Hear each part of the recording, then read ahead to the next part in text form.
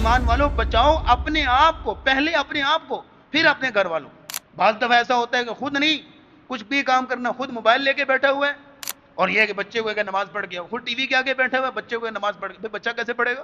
पहले खुद उसके सामने पढ़ के दिखाओ, खुद अपना अमली नमूना पेश करो। अच्छा, बच्चों के बारे में बड़ी फिक्र है, लेकिन अपना हाल यह है कि जो इसको बचपन में गंदी आदतें पड़ी थी अभी तक बरकरार है इसकी। ये अपनी तरबियत की फिक्र नहीं है, बच्चों की तरबियत की फिक्र है। इसलिए कहा कू अनफुसकुम, पहले अपने आप को बचाओ, व अहलीकुम, और फिर अपने घर वालों को।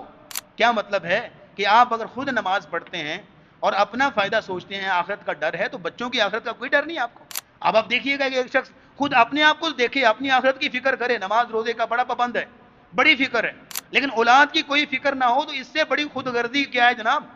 इससे बड़ी खुदगर्दी क्या है कि आपको अपनी बड़ी फिक्र है कि मैं जहन्नम की आग से बच जाऊं, लेकिन औलाद के बारे में उसका कोई उसूल क्राइटेरिया नहीं।